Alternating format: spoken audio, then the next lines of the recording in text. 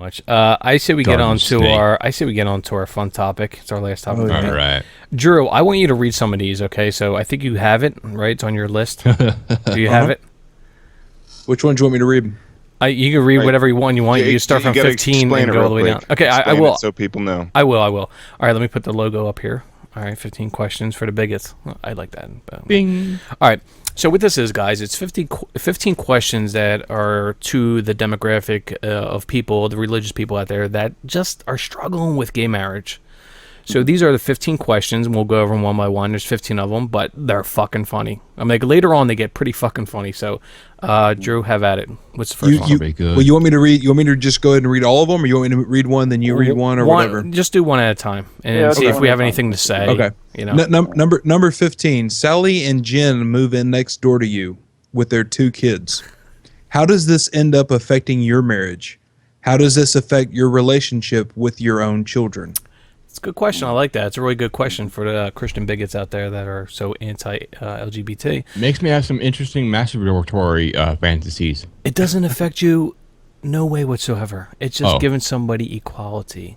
The same privileges you have. The same privileges you have. That's what it boils down to. Anybody else? Anybody else? No? Okay. We'll go on to number 14. Number 14. Greg's husband of 30 years, Jack, suddenly passes away unexpectedly, and there is no will written. Should Greg be able to inherit what his husband Jack leaves behind? Yes. Yes, you fucking moron. Yes, That's exactly. a no-brainer. Yeah. That's a no-brainer there. Go ahead, 13. Yeah. Number 13. John had a terrible marriage with Cindy, and after about a year, they divorced. In a few years, both John and Cindy found love again, married these new partners, and just couldn't be happier. Are they adulterers, as the Bible states they are? Yeah, I like that. Shit? Yep. That's I like straight that, from man. Jesus.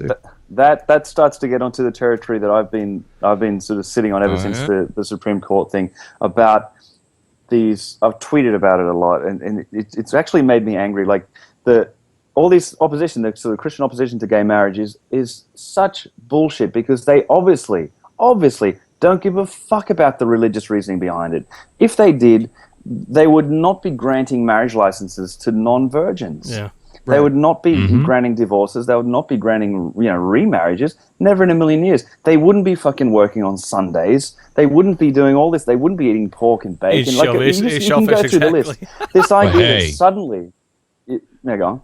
No, you're 100% right with all the sins. All the other sins in the Bible is like they don't adhere to those. Yeah, ignore shrimp. Ignore. Exactly. But you guys are forgetting that 300 AD was a fantastic time. We should all go back to the time and the rules were in place back then. Even 16, 1700s with the witch trials and stuff like that. Yeah, that shit was fucking moral back then. God. All right, number what are we on? 12 here? All 12. right, let's do 12. Number 12. Being no one can live according to the rules of the Old Testament in 2015, most, read all, Christians live their lives in accordance with the teachings of Jesus. Does Jesus ever mention homosexuals or homosexual activity? He actually does not. Specifically on that topic, he does not, no. Yeah. He cites... he does cite a few things. Marriage. Yeah. The marriage. Yeah. He cites Genesis 3. Which says the man will leave his wife and the two will become one flesh. But I mean, Correct. I heard that the other day somewhere, and it just struck me. It's like there's nothing even in that against sort of two can become one and let no one separate and all that. That could just as well be a same-sex. Right. And also, if Interpret it, anything, it tells you Jesus believed in Adam and Eve, which is just fucking retarded. Yeah, I know, which is absurd. I mean, that's ridiculous. But incest, I guess they were okay because we don't know how that fucking happened or how that panned out with Adam and Eve, That's different, Joe. That was God's Lot. plan. Yeah, it's Lot, plan. Noah. What was Adam and Eve's daughters' names? I'm like, is there any? No. Yeah, it's interesting how it goes back, goes down. You can't trace the genealogy that well, It was right? Eve Jr. Eve Jr. Eve Jr. Yeah. Maybe it was Eve. Where the fuck did Cain Yeah, come maybe from? it was Eve, banging Maybe they her own were sons. motherfuckers. Yeah, Seth and all them, they were motherfuckers. Yeah. That's it. Just a bunch of motherfuckers. All right, number No wonder 11. so much are backwards ass people, huh? In Yeah. the world, all incestuous relationships. I'd never considered that the word motherfucker would have a really early etymology. Yeah, right.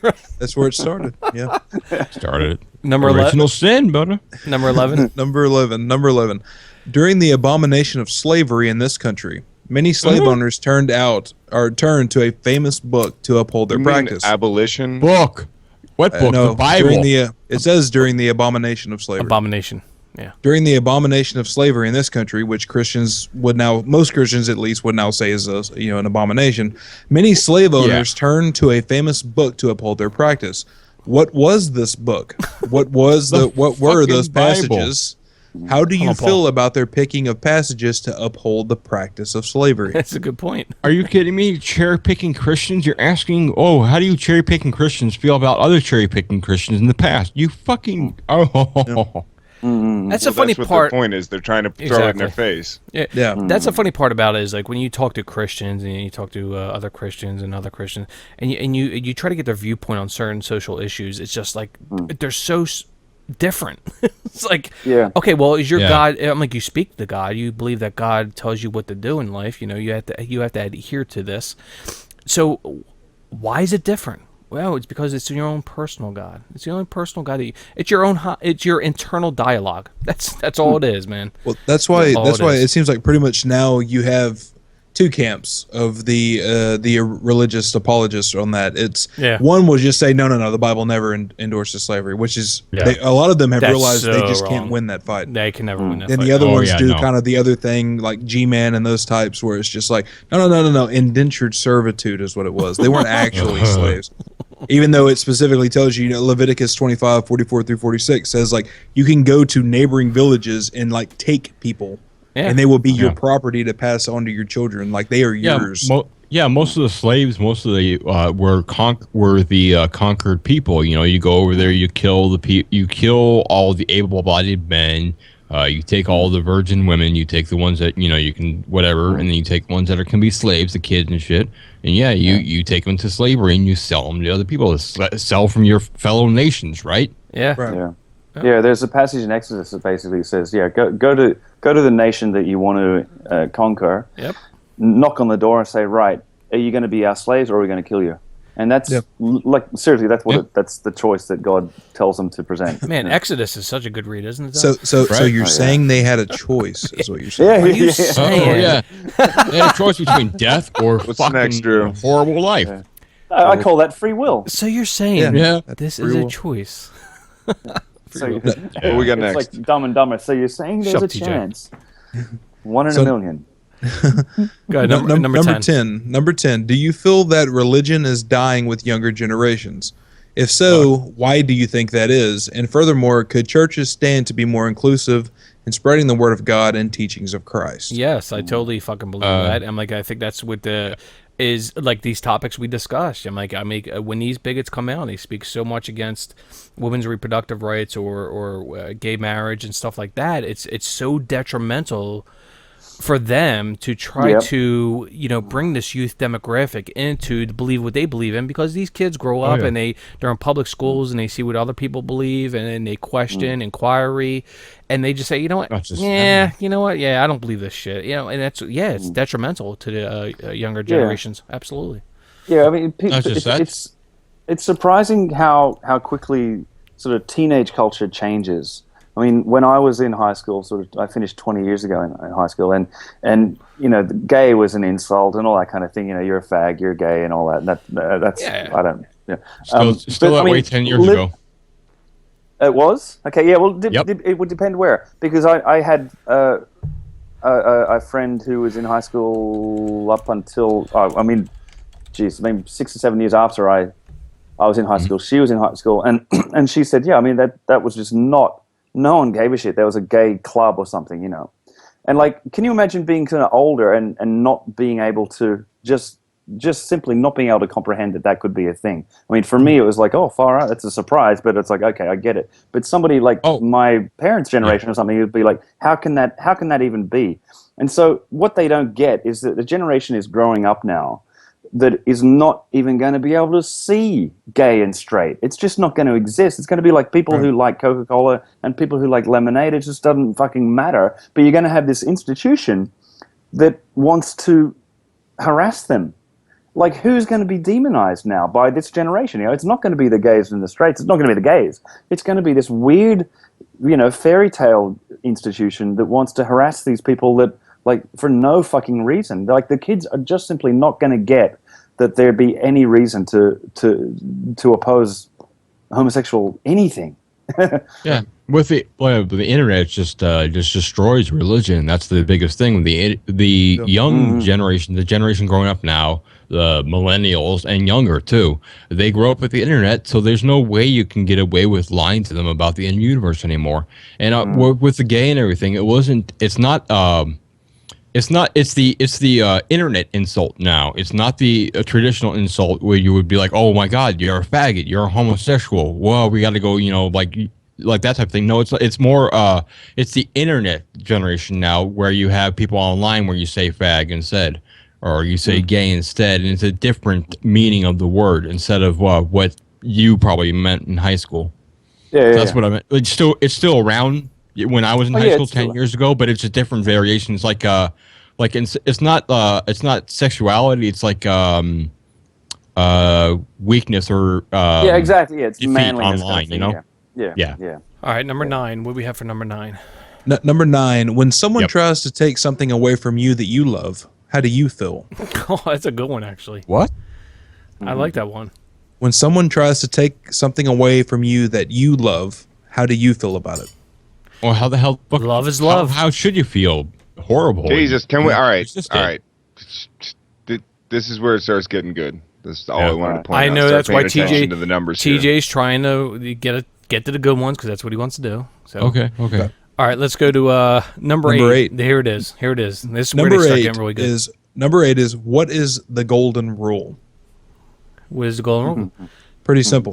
Do unto others that you don't want others to do unto you, right? Yeah. Right. And so number 7 goes directly with that. Now that you have researched Research, the golden rule, how does question number 9 feel different? Which was when someone tries to take something away from you that you love, how do you feel?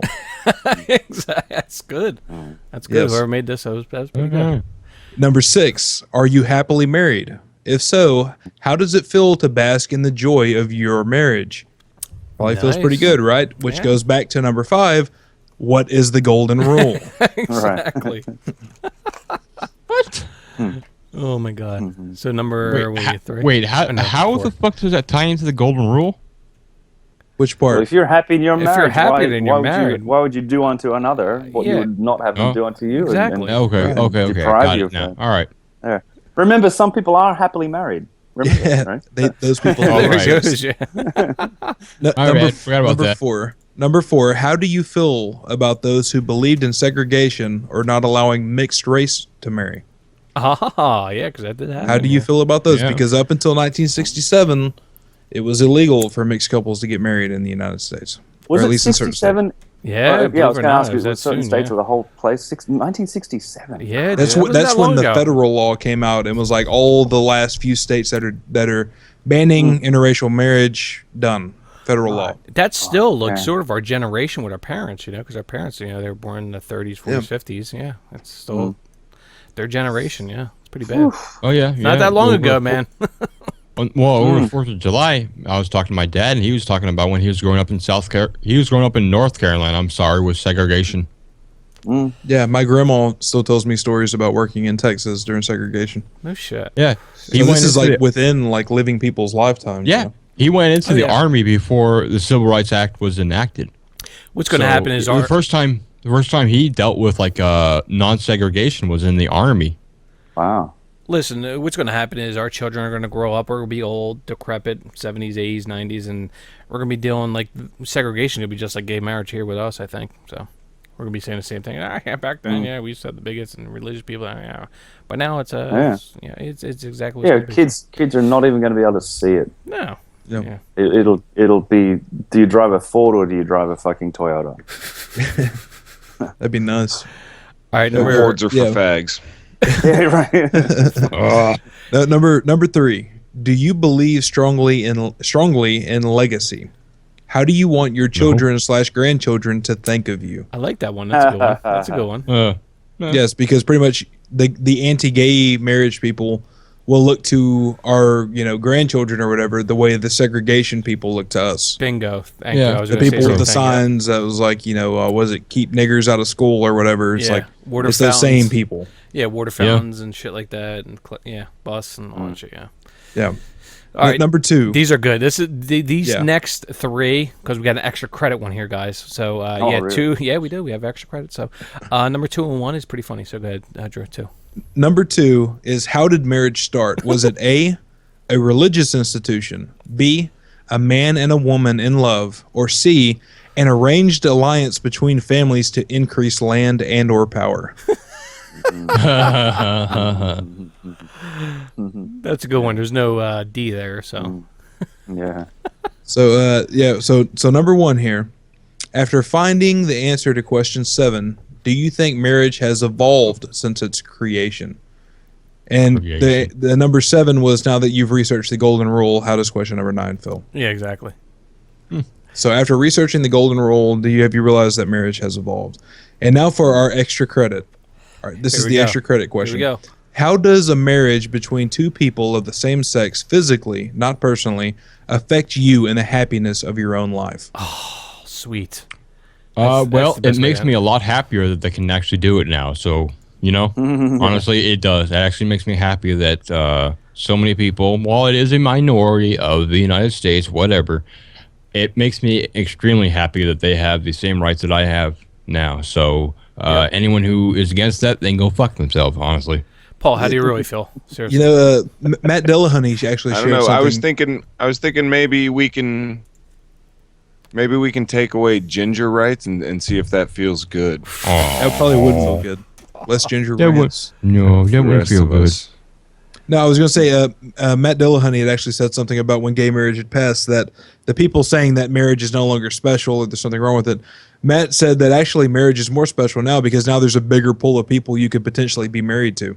Yeah, right. So you've actually found someone out of a bigger pool. So